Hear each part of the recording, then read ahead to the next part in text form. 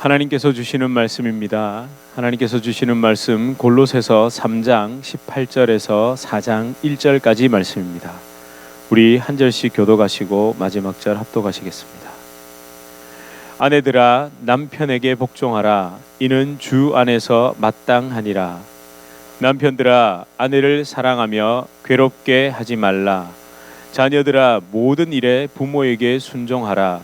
이는 주 안에서 기쁘게 하는 것이니라. 아비들아 너희 자녀를 노엽게 하지 말지니 낙심할까 함이라.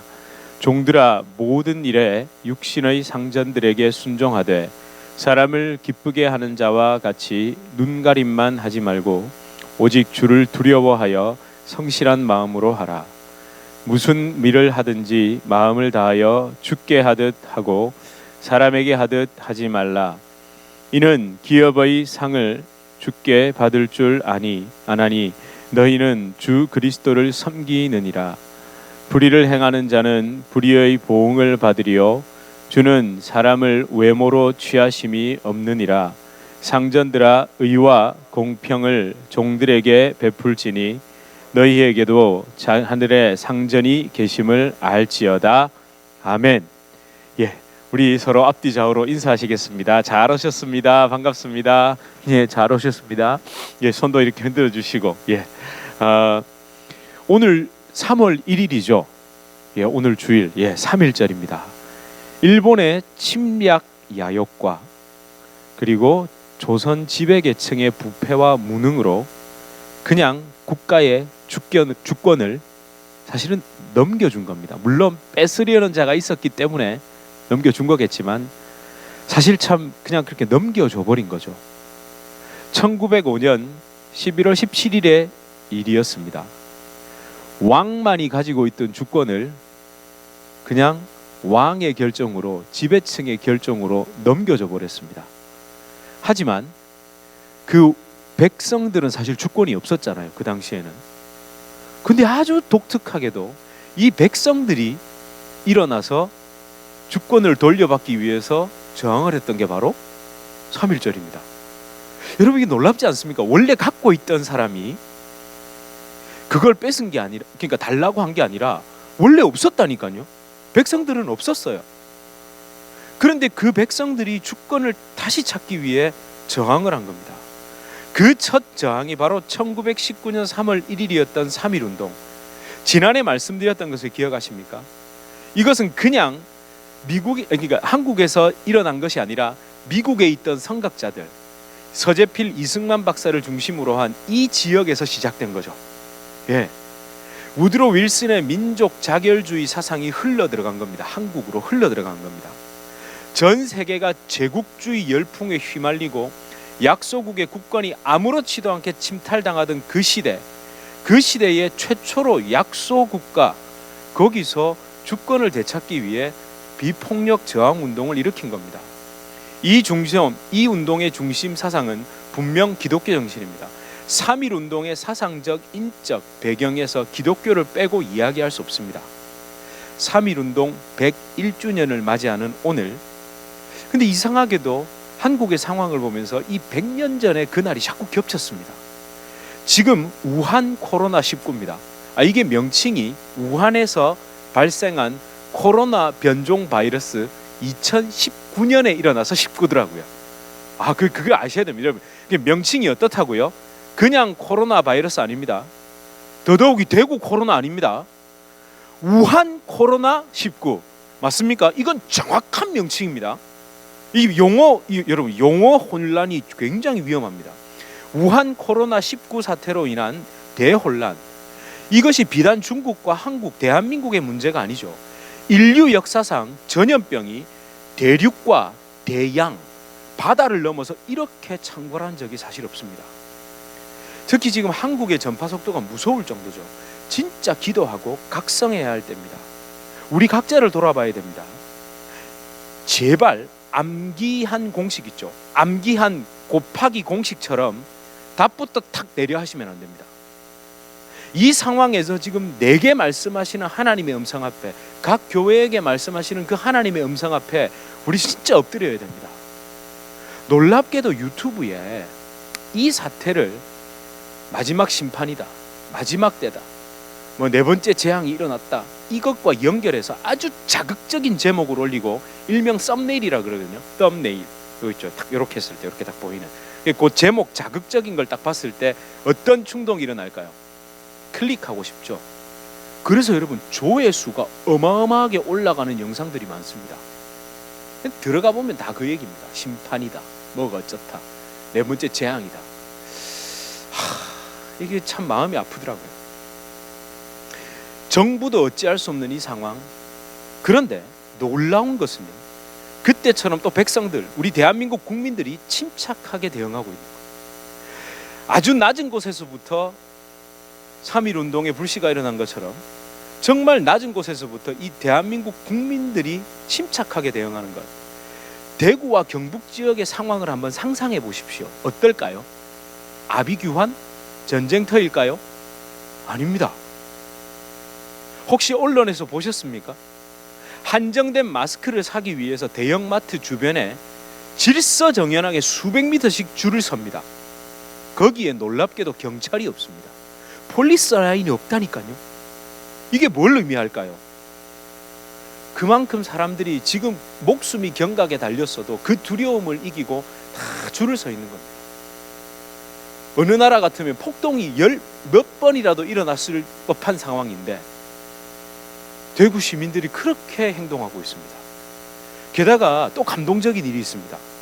대구 경북 지역의 맛집을 소개하는 사이트가 있는데 그 게시판에 글이 하나씩 올라왔다고 합니다. 어느 가게에 고기 50인분이 남았습니다. 저희 가게에 식재료가 이만큼 남아 있습니다. 필요하신 분 나눠드립니다.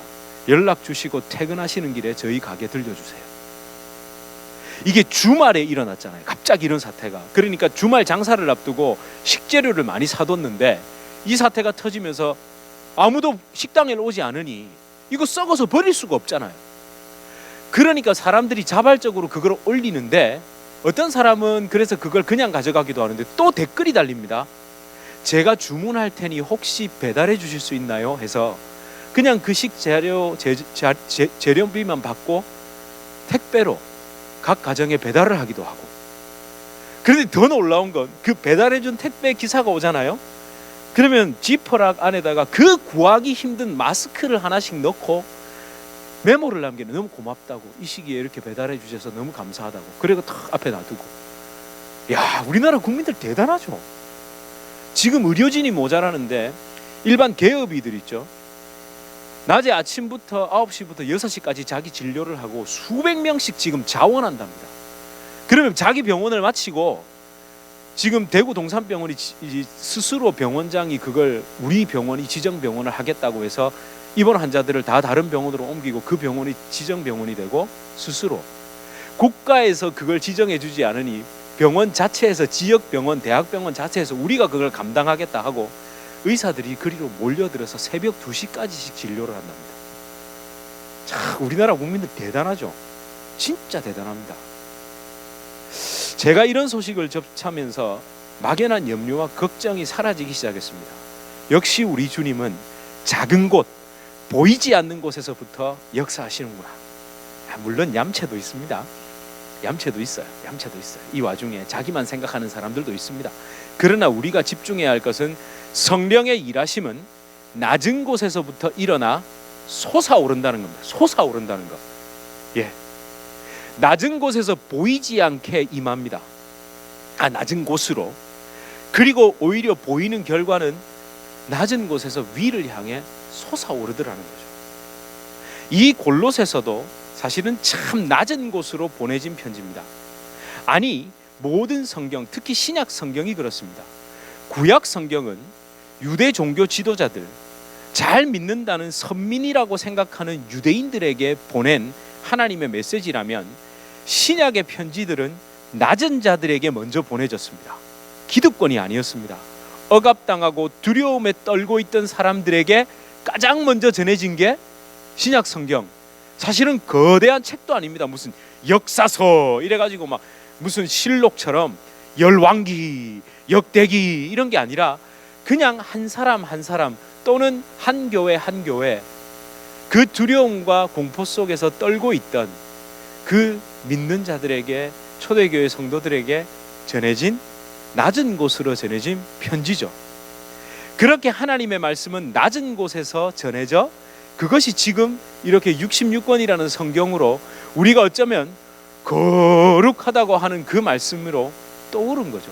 그런데 처음은 정말 낮은 곳으로 임하였고, 그것이 낮은 곳에 지하수 샘물이 터져 오르듯 온 세상을 적신 겁니다.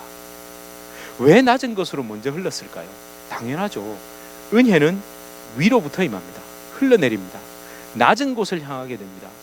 십자가 위에서 흘리신 보혈, 그 은혜는 십자가를 타고 흘러내립니다. 주님이 십자가에 달리신 거 우리가 바라보고 있었는데, 그 피는 십자가를 타고 흘러내려서 마른 땅을 적셨죠. 한번 상상해 보십시오. 우리의 심령이 땅에 박힌 십자가 끝을 향할 때, 십자가 그 땅에 박혀 있잖아요. 우리의 심령이 그 끝을 향할 때, 그렇게 완전히 엎드릴 때 은혜는 흘러내립니다. 진짜 그래야만 성경의 참 뜻을 발견할 수 있습니다. 오늘 본문을 기점으로 낮은 곳으로 전해졌던 골로새서, 이 골로새서가 마지막을 향해 갑니다. 바울의 서신서의 마지막이 늘 그렇듯이 3장 18절부터 이제 4장 1절까지, 그 이후로부터 3장 1절까지는 실제 적용 권면이죠. 신학적인 서술에서 이후에 이어지는 적용 권면 실천 사항 등이고, 이제 또 4장 2절부터는 이제 인사가 됩니다. 각 개인에게 또 개인의 인사를 전하기도 하고 또 인사를 받기도 하고 이렇게 됩니다. 신학적인 내용이 아니기에 이해가 어렵지 않습니다. 그렇죠? 오늘 읽었던 말씀이 이해가 굉장히 어려우세요? 이해가 어려우세요? 우리 솔직히 이렇게 하고 싶은 마음이 별로 없는 겁니까? 이해가 어려운 겁니까? 내 마음이 이걸 밀어내고 있습니까? 웃으시는 걸 보니까 두 번째가 맞는 것 같네요. 사실 오늘 본문을 대할 때 크게 세 가지 마음일 겁니다. 첫 번째, 어떤 마음일까요? 할렐루야! 아멘! 순종합니다! 예, 저는 그렇게 하고 있습니다. 그죠? 첫 번째. 자, 두 번째 마음은 어떨까요? 아니, 어떻게 이걸 행할 수 있습니까? 아니, 이걸 어떻게, 그렇죠? 거기다 덧붙이면 네가 먼저 하면 나도 한번 생각해 볼게, 아닌가요? 세 번째는 어떻습니까? 어떻게 이걸 행할 수 있습니까? 덧붙이면 저는 도무지 이걸 행할 수 있는 사람이 못 됩니다, 주님. 물론 이건 핑계나 포기가 아닙니다. 자, 그럼 여러분, 우리의 반응은 첫 번째, 두 번째, 세 번째 중 어떤 것입니까? 첫 번째이길 축원합니다. 제가 축원합니다라고 했죠. 이게 아멘이 쉽게 잘 안 나오죠. 이 첫 번째 말씀처럼 오늘 이 말씀을 보면서 아멘 할렐루야 저는 순종할 수 있습니다라고 당당하게 말할 수 있는 사람이 과연 몇이나 되겠습니까? 그럼 저는 어떨까요? 사실 예전엔 두 번째였습니다. 제가 설교 제목을 이렇게 적었죠. 어떻게 이걸 점점점 하고 느낌표와 물음표를 찍은 이유가 있습니다. 아니 어떻게 이걸 이러면 뭡니까? 이걸 왜 내가 이걸 해야 되는데 이러는 거죠. 그런데 아니 어떻게 이걸 이러면 해야 된다는 걸 아는데 도무지 방법을 모르겠다는 겁니다. 사실 첫 번째 제가 제 솔직한 마음은 옛날에는 이걸 어떻게 하냐고 몰라 당신이 먼저 나에게 좀 복종해주고 하면 내가 생각을 해볼게 이런 느낌이었는데 지금은 조금 나아져가지고 자꾸 하나님께 묻습니다. 주님 맞습니다. 제 안에는 도저히 이걸 행하고 싶은 마음이 없습니다. 이기적인 제 자아는 아내와 자녀의 순종이 있어야만 내가 너희를 사랑하겠다는 마음이 나오는 자꾸 저는 그런 존재입니다. 종들이 나를 위해 성실하게 일해야 의와 공평을 베푼다라고 아니 그것도 좀 베풀지 말지 좀 고민할 것 같습니다. 이게 제 솔직한 마음입니다. 우리 오늘 그래도 이 본문을 하나님의 말씀이니까 눈 질끈 감고 이 말씀이 어떤 뜻인지 봐야 되겠죠. 아니 우리 마음과 본성은 그렇지만 그래도 하나님 말씀 딱 우리 정신 차리고 딱 봐야 되겠죠. 그러십시다. 18절 한번 읽어보겠습니다. 성경 있으시죠? 시작. 아내들아 남편에게 복종하라. 이는 주 안에서 마땅하니라. 아멘. 왜 아멘 안 해요? 아멘. 네, 아멘. 입만 뻥끗했습니다. 누가 여기서 제가 말 못하면 큰일 납니다. 요즘 페미니즘이 대세인 이 시대에 제가 18절 말 잘못하면 저 큰일 납니다. 하지만 18절은 여러분이 읽으신 것보다 더 강한 메시지입니다. 복종하라. 이 원어적 의미는 위치상, 계급상으로 아래라는 의미입니다. 놀라셨죠? 휘포따소 이 말은 위치상, 계급상으로 아래라는 뜻입니다.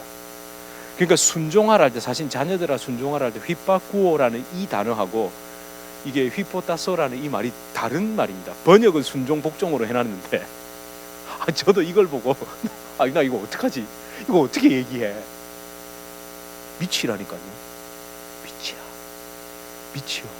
네. 하지만 이건 절대로 계급상의 상명하복의 관계를 말하려는 게 아닙니다. 인격 혹은 인간의 본질에 있어서는 같습니다. 예. 그런데 하나님이 질서에 있어서 분명 그렇게 두셨다는 겁니다. 저는 빨리 19절로 넘어가고 싶습니다. 그래서 빨리 19절 한번 읽어보십시오. 시작. 남편들아 아내 사랑하며 괴롭게 하지 말라. 괴롭게 하지 마세요. 이게 가슴에 손을 올리니까 제가 아멘을 못 하겠습니다. 여기서 아내를 사랑하며 괴롭게 하지 말라 할 때 이 괴롭게 하지 말라 이 원어의 뜻은요 쓰게 만들지 말라는 겁니다. 그 마음속에 그 씁쓸함 있죠. 그 쓴뿌리를 만들어낸다는 겁니다.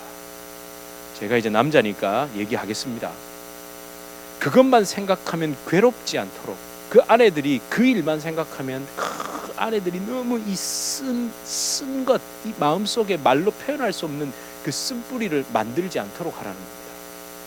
왜 그런 줄 아세요? 남자는 힘이 있잖아요.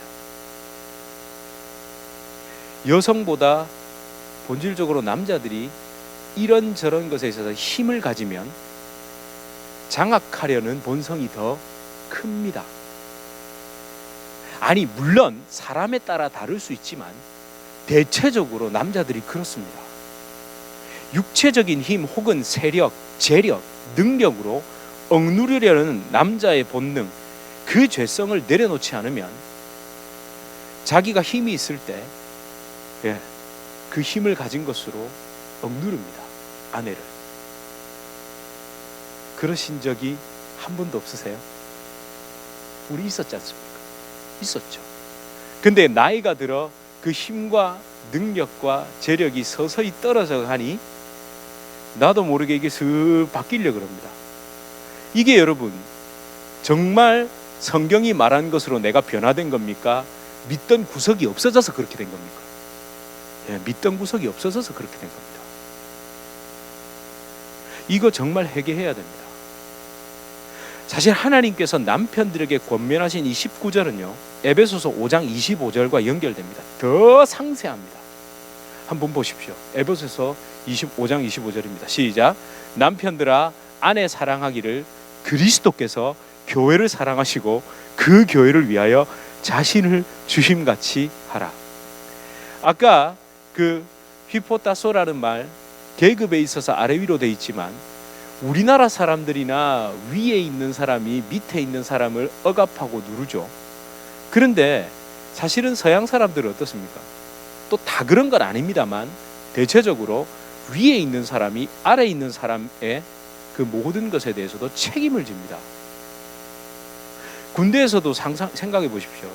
밑에 병사, 내가 얼굴도 모르고 이름도 모르는 병사가 총기 사고가 난다든지 잘못되면 누가 옷을 벗죠? 장군이 옷을 벗습니다. 장군에게 지휘봉을 주고 헬기를 주고 그 모든 것을 해준 이유는 이 사단에 대한 모든 책임, 이 부대에 대한 모든 책임이 누구에게 있다? 당신에게 있다, 이 얘기입니다. 비서를 붙여주고 그렇게 모든 것을 대우해주고 최고의 자리 방을 따로 내주고 연설할 수 있고, 저도 마찬가지겠죠. 그 모든 권한을 준 이유는 그 모든 일에 대한 책임은 너에게 있다, 이 얘기입니다. 예수님도 마찬가지입니다. 하나님이 천지를 창조하셨고 하나님이 분명 악한 것을 전혀 만드시지 않았음에도 불구하고 선악과에서 범죄한 우리의 죄를 누가 책임지셨죠? 예수님이, 하나님이 대신 책임지셨습니다. 가정의 모든 문제는 제 책임입니다. 남편의 책임입니다. 그걸 피해갈 수 없습니다. 그럼 또 우리 아내분들은 그렇구나, 에이 그런 거 아니죠. 여러분 다시 에베소서 5장 22절부터 한번 보십시오. 시작. 아내들이여 자기 남편에게 복종하기를 주께 하듯 하라. 이는 남편이 아내의 머리됨이니 그리스도께서 교회의 머리됨과 같음이니 그가 바로 몸의 구주시니라. 그러므로 교회가 그리스도에게 하듯 아내들도 범사에 자기 남편에게 복종할지니라. 여러분 이 관계는 누가 우선이고 누가 먼저라고 할 게 없습니다. 그리스도 십자가 안에서 그게 모두가 하나로 연결되어 있는 겁니다. 사실은 점점 머리가 아파집니다. 그래도 우리는 계속해서 누가 먼저냐, 누가 먼저 해야 되냐 이 생각을 계속 할 수 있습니다.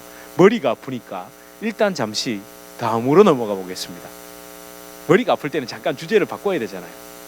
자녀들아, 네, 자녀들이 이제 쳐다보고 있습니다. 20절을 함께 읽어볼까요? 시작. 자녀들아 모든 일에 부모에게 순종하라. 이는 주 안에서 기쁘게 하는 것이니라. 자, 이걸 어디에다가 말씀하고 싶으세요? 자녀들아 방 앞에 딱 붙여놓고 싶으시죠? 저도 그렇습니다. 이 순종하라는 말, 이 말은 말 그대로 듣는 정도가 아니라 아예 귀를 내주는 겁니다. 완전히 그냥 귀를 내주는 겁니다. 그런데 여기서 우리는 여전히 이 말씀을 자녀들에게 방 앞에 붙여놓고 제발 좀 순종하라고 말하고 싶지만 사실 오늘 본문에 이걸 잘 보면요, 약간 49대 51로 먼저 행해야 할 것은 뒤쪽에 있습니다. 아내들아 남편들아, 사실은 남편들입니다. 그리고 자녀들아 부모들아, 부모입니다. 그리고 종들아 상전들아 할 때 상전입니다. 왜? 우리 하나님이 먼저 스스로 이 모든 것에 대한 책임을 지셨기 때문입니다. 부모들에게로 넘어가 보겠습니다. 21절로 넘어가야 합니다. 함께 읽어보겠습니다. 시작. 아비들아 너희 자녀를 노엽게 하지 말라. 찌니 낙심할까 함이라. 자, 여기서 노엽게 하지 말라, 이게 무슨 뜻일까요? 짜증나게 하지 말라는 겁니다. 원어 의미가 짜증나게 하지 말라는 겁니다. 짜증, 잘 보세요. 짜증의 특징이 있습니다. 짜증의 특징이 있습니다. 짜증은 전염됩니다. 짜증이 왜 전염되는 줄 아세요? 짜증은 사실과 현상에 대한 나의 감정이죠. 한번 잘 생각해 보십시오. 어떤 일이 딱 발생했을 때 그 일에 대한, 사건에 대한 현상, 그것에 대한 나의 감정이 뭘로 나타납니까? 짜증으로 나타나는 경우가 100%입니다. 여러분, 아이들은요 실수합니다. 아이들은 참 부족한 게 많습니다. 특히 어릴 때 우리 감정이 요동을 친 거 한번 생각해 보십시오. 내 말을 잘 듣고 내가 원하는 대로 행할 때 너무너무 이쁘죠?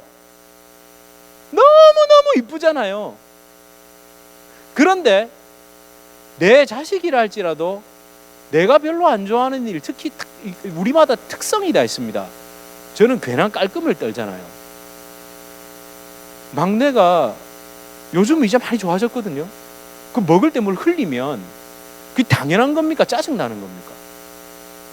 그 당연한 건데 이상하게 그 사건과 현상에 대하여 저를 얘기하는 겁니다. 제 자신을 얘기하는 겁니다. 여러 가지가 있습니다. 한두 개가 아닙니다. 그건 여러분 각자가 아실 겁니다. 우리 모두가 알고 있습니다. 딴 건 다 괜찮은데 요거 하나만은 이상하게 나에게 걸리는 게 있어요. 그걸 하면 자식도 없고 뭐도 없고 이 팍 튀어나오는 게 있다니까요. 그게 그 사건과 현상에 대한 나의 반응입니다. 그런데 그 짜증이 탁 튀어나오면 그 아이들이 그걸 딱 들었을 때 어릴 때는 어떻게 반응할까요? 힘이 없거든요. 그러니까 주눅이 들어 있습니다. 근데 나중에 이 아이들도 점점 자랍니다. 이제 큰 녀석은 집사람하고 휙 뛰어넘었거든요. 그러니까 이제 엄마는 별로 안 무서워요. 아직도 자기가 올려다 봐야 되는 누가 좀 무서울까요? 제가 무섭죠. 저도 지금 두려움에 떨고 있습니다. 얘가 지금 제 눈높이를 넘어가는 순간 저를 바라보는 눈빛이 어떨까? 그러고 자녀들이 점점 이제 직장도 가지고 경제력도 가지고 배우기 시작하면 이 상황이 달라지기 시작합니다. 현실입니다. 와, 저렇게까지 냉정하게 얘기해야죠. 그게 현실입니다. 상황이 역전되면 어릴 때는 그 자녀가 힘도 없고 나에게 전적으로 의존해 있을 때는 내가 짜증을 내건 화를 내건 뭘 내건 들어요. 그런데 점점 부모에게서 의존이 벗어나도 된다라고 생각하기 시작하면 그 짜증을 그대로 받아 자기도 짜증을 냅니다. 왜? 엄마니는 뭘? 이러기 시작한다니까요. 그러면서 문을 쾅 닫기도 하고, 눈을 막 아래 위로 뜨기도 하고 이렇게 된다니까요. 그러니까 요즘 부모님들이 어떻게 얘기하죠? 나이가 들수록 갖고 있어야 된다. 저것들한테 큰 소리 치려면. 안타깝게도 가정에서도 이 힘겨루기는 계속되고 있다는 겁니다. 여기서 우리가 자녀를 노엽게 하지 말라. 있는 그대로의 사건 그대로 이야기하는 겁니다. 그런데 이 짜증으로 자녀들을 노엽게 하고 분노하게 했을 때 우리 주님이 뭐라고 말씀하십니까? 그들이 낙심할까 한다라는 말은 AMP 성경은 이렇게 번역했습니다. 그들의 영혼이 깨질까 염려하노라, 이렇게 되어 있습니다. 감정으로 감정을 때리면 이게 깨집니다. 정말입니다. 물론 우리가 그럴 수 있습니다. 그럴 때는 어떻게 해야 될까요? 얼른 수술하셔야 됩니다. 시간이 지나건 어쨌건 생각이 날 때 그거 아까 아빠가 엄마가 짜증을 냈던 건 미안해. 그 한마디가 또 짜증이라는 게 순간의 감정이기 때문에 그 짜증내서 미안하다라는 그 한마디가 치유가 된다니까요. 아주 이성적이고 논리적으로, 아니 짜증 낼 때 누가 다 논리적으로 생각하고 깊이 생각해서 짜증 냅니까? 자기도 모르게 올라오는 반응이잖아요. 그걸 그때 내가 잘못했다 싶으면 용기를 내서 용서를 구하면 되는 겁니다. 늦은 것은 아무것도 없습니다. 자, 이제 이 말씀이 또 어디로 이어집니까? 종들에게로 이어지죠. 여러분, 종들에게 이어질 때 이 말씀 22절 종들에게 한번 읽어보겠습니다. 시작. 종들아, 모든 일에 육신의 상전들에게 순종하되 사람을 기쁘게 하는 자와 같이 눈가림만 하지 말고 오직 주를 두려워하여 성실한 마음으로 하라. 종들, 이 종들은 이 말씀을 딱 들으면 어떤 마음이 들까요? 찔리겠죠. 사람이 아니라 하나님을 기쁘시게. 그러나 이것을 질서 안에서, 그러니까 윗사람, 지도자, 리더의 권위에 순종하라는 겁니다. 특별히 여기에 성실한 마음, 이 단어 뜻은요, 한 마음, 단순한 마음, 위선을 배제한 마음입니다. 그러니까 겉으로는 순수한 척, 아주 자기의 아주 성실한 척 일을 하지만, 그러니까 열심히 일을 하는 게 아니라 두 마음을 가지고 일하는 걸 얘기하는 겁니다. 그런 사람 있잖아요. 성실하게 앞에서 일은 하는데 뒤로는 자기의 이권을 생각하면서 일을 하는 겁니다. 이건요, 세상 사람들에게만 나타나는 현상이 아닙니다. 기독교인들에게 나타납니다. 특히 종교적인 삶을 떠날 수 없는 자들 있죠. 사실은 자기 자아 실현과 축복을 위한 것인데 겉으로는 하나님의 영광이나 복음 전파나 이런 것으로 포장을 해버리고 사실 열심히 하고 하나님을 섬기고 있지만, 성실히 뭔가를 하고 있지만 결국 그게 나에게 이득이 되니까 하는 겁니다. 물론 이득이 안 되는데 하지 말자, 안 되는데도 하자, 이건 아니죠. 그러나 우리 마음속에 두 마음이 있다는 걸 항상 경계해야 된다는 겁니다. 우리가 이 모든 말씀 가운데 또 주인은 어떻습니까? 의와 공평으로 대하기보다 어떻게든 주인이 종을 이용하려는 마음이 있죠. 그런 마음 우리에게 있습니다. 그걸 어떻게든 싼 값에, 싼 맛에 뭘 하려는 그 마음이 있거든요. 그걸 솔직하게 내놓고 오늘 본문을 가만히 보면 우리의 본 모습이 보입니다. 너는 왜 그렇게 하느냐, 너는 왜 그렇게 하지 않느냐보다 진짜 내 본 모습이 보이기 시작합니다. 하지만 여러분, 이 말씀 앞에 우리가 해결책으로 주어지는 것을 보통 무엇으로 이야기합니까? 24절을 이야기하죠. 이는 기업의 상을 누구에게 받는다고요? 주께 받을 줄 아니 너희는 주 그리스도를 섬기느니라. 예, 이걸로 이야기합니다. 주 그리스도를 섬기느니라. 상을 받을 곳이 어딘지, 진짜 우리의 상이 무엇인지 모르는 사람 어디 있습니까?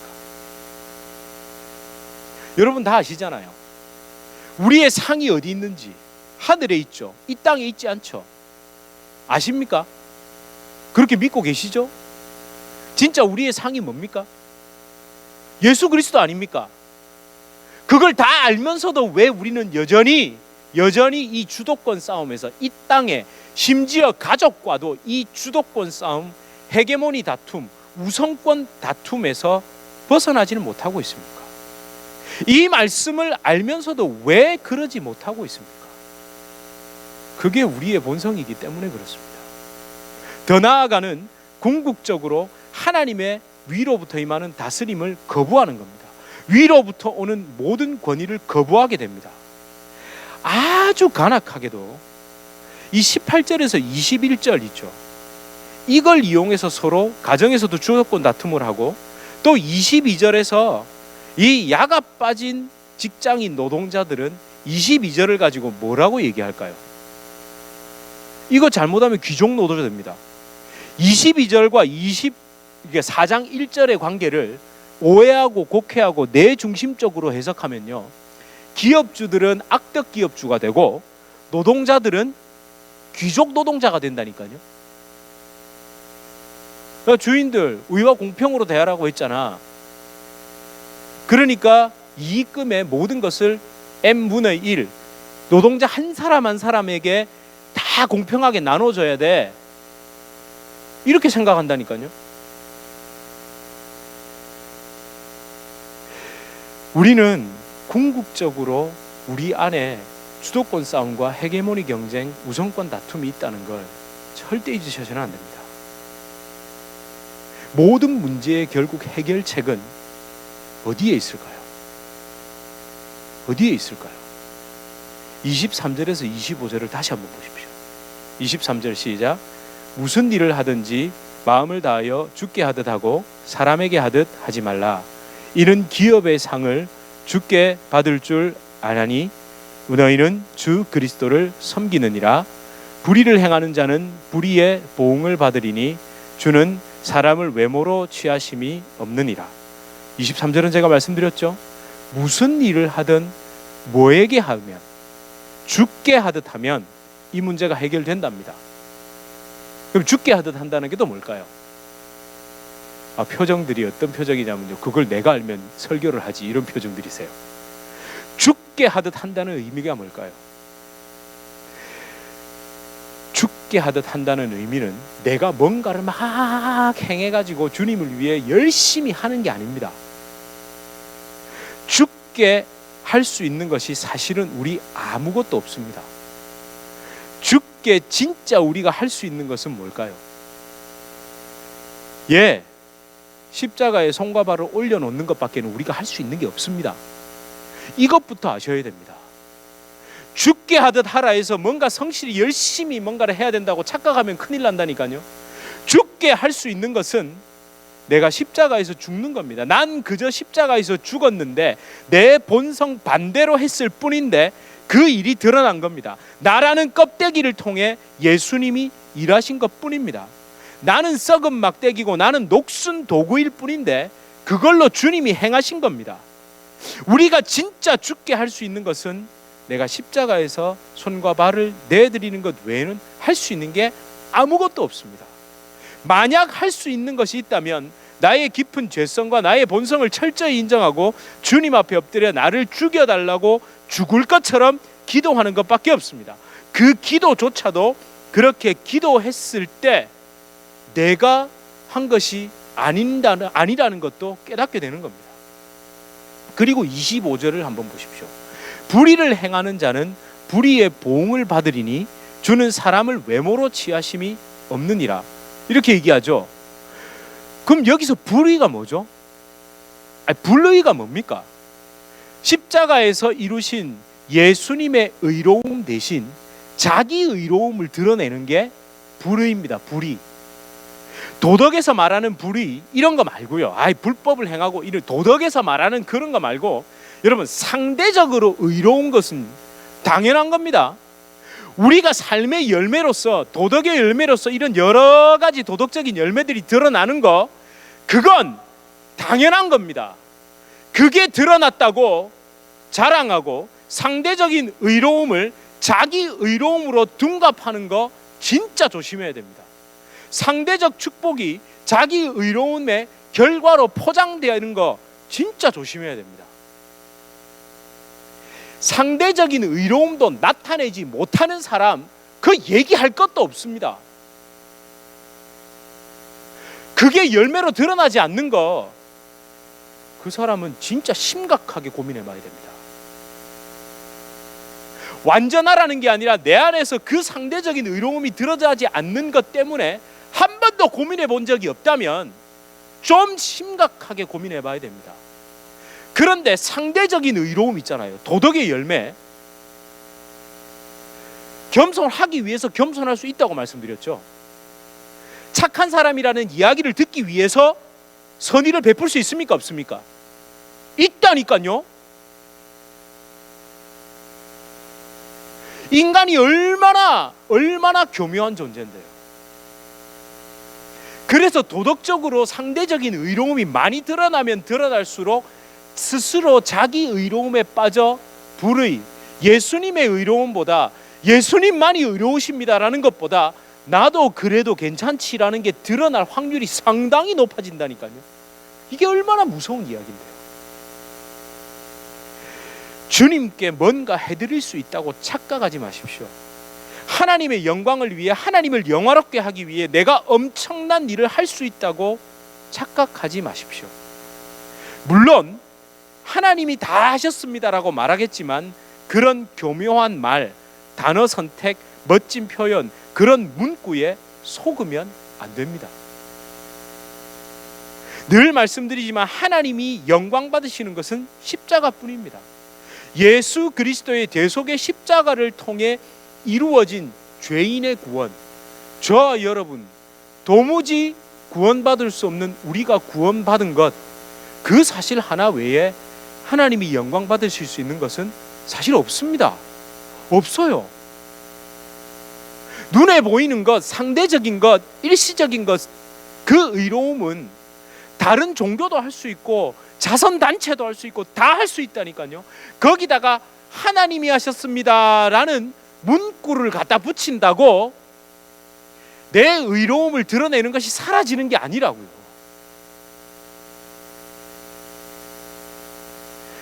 오늘 말씀 특히 18절에서 19절 그걸 묵상하면서 제가 17년 전에 집사람과 결혼을 하면서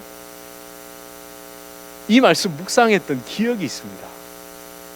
사실은 18절에서 19절을 묵상한 게 아니라 아까 읽으셨던 에베소서 5장 22절부터 25절을 묵상했었습니다. 제가 그리스도의 교회, 몸된 교회, 이것보다도 이 25절입니다. 이게 그렇게 다가오더라니까요. 함께 읽어보실까요? 남편들아, 아내 사랑하기를 그리스도께서 교회를 사랑하시고 그 교회를 위하여 자신을 주신 같이 하라. 여기서 남편들아 대신에 여기에 자녀들아를 부모들아를 붙이고 상전들아를 한번 붙여보십시오. 근데 그거는 빼셔야 됩니다. 내 새끼니까 사랑하는 거, 그건 빼셔야 됩니다. 우리는 전에도 몇 번 말씀드렸죠. 내 새끼니까 사랑하는 건 그건 그냥 본능입니다. 예, 그건 본능입니다. 그걸 가지고 내가 이 마음으로 사랑했다고 얘기하시면 안 됩니다. 제가 이 말씀을 묵상하면서 답을 얻었을까요? 못 얻었을까요? 제가 이 말씀을 할렐루야 주님, 저는 아내와 결혼해서 이렇게 살겠습니다라고 결단했을까요? 예. 어떻게 이렇게 잘하십니까, 장로님? 장로님 바로 이렇게 고개를 저으시네요. 저 결단 못했습니다. 그럴 자신이 없었습니다.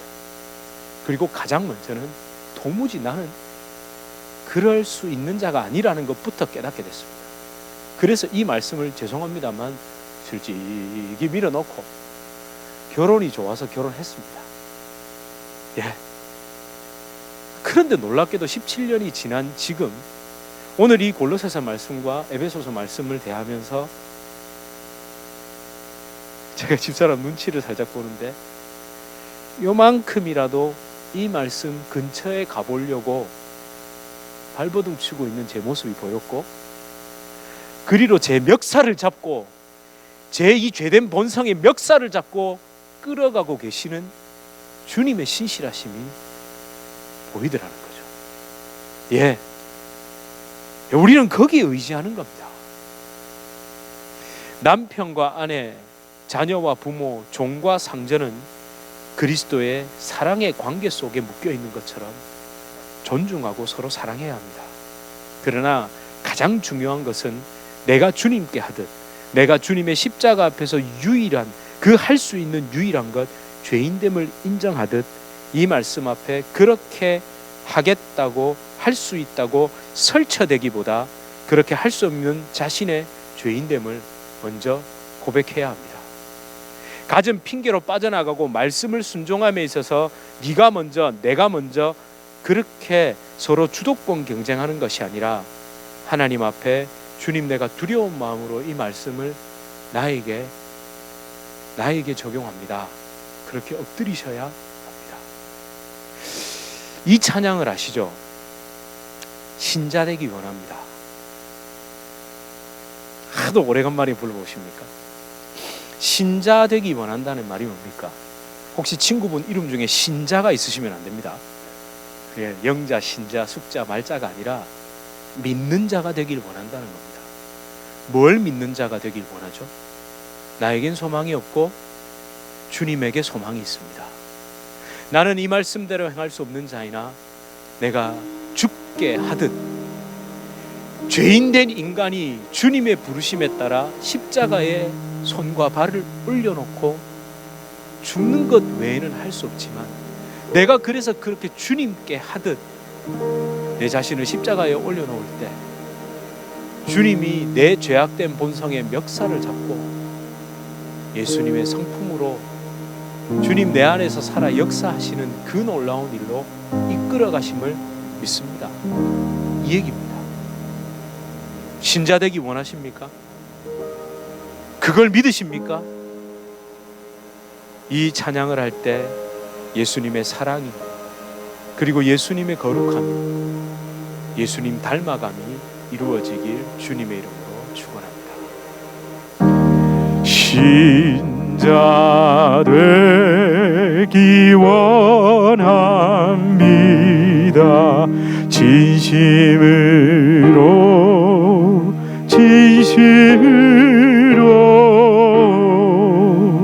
신자 되기 원합니다.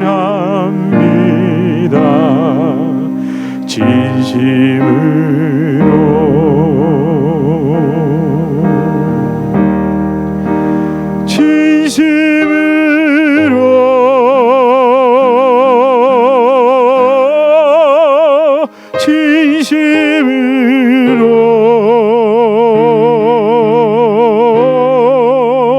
신자 되기 원합니다. 진심으로 사랑하기 원합니다. 진심으로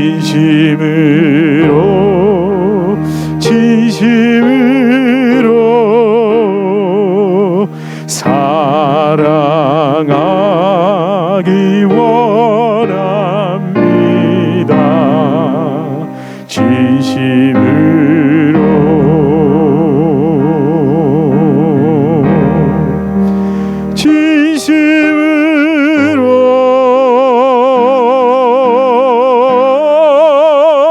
진심으로 사랑하기 원합니다. 진심으로. 우리 시간 함께 기도할까요? 예수님, 무엇을 믿고 있습니까? 믿으면 이렇게 된다 저렇게 된다가 아니라 소망 없는 나, 여전히 이 말씀 앞에서 나의 본성은, 나의 주도권, 네가 먼저 하면 내가 이렇게 하지, 또는 또 이렇게 행함으로 내가 말씀 행하는 사람이라는 그런 상대적인 의로움에 빠지려고 하는 참 간악한 내 본성을 봅니다. 주님, 누가 먼저랄 것이 없습니다. 하나님의 말씀 앞에 주여 나를 긍휼히 여기소서. 주님, 우리 안에 정말 예수님이 살아계셔서 이 말씀대로 행하고 싶은 마음이 있었지만 연약해서 넘어졌던 나를 긍휼히 여겨주시옵소서. 그렇게 다시 우리 가정과 또 나의 삶의 현장이 이 말씀대로 회복되게 하여 주시옵소서. 하나님, 작은 것이라도 하나씩 먼저 조금씩 행해질 수 있도록 하나님, 먼저 내가 죽게 하듯 십자가에 손과 발을 올립니다. 우리 이렇게 함께 통성으로 기도하시겠습니다. 주님, 내가 진심으로 주님 앞에 기도합니다.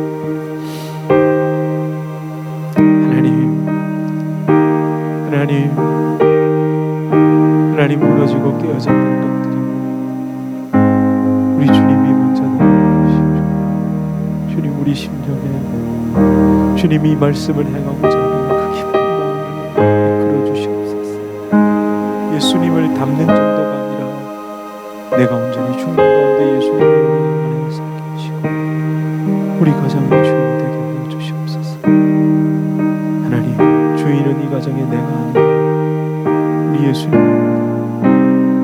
주여, 나의 날카로운 마음도, 주여, 나의 이 불안한 마음도 주님 성령으로 녹여주시옵소서. 주님, 진심으로 주여, 우리 가정을 잡아주시오. 예수여, 성령이시여, 우리 어지러운 마음을 만지소서. 할렐루야. 아멘. 주님, 할렐루야. 예수 닮기 원합니다. 진심으로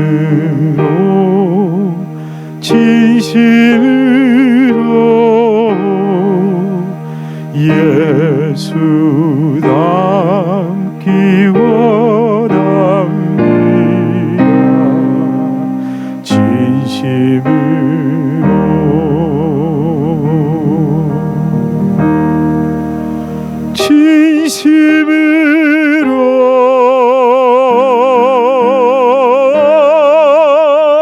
진심으로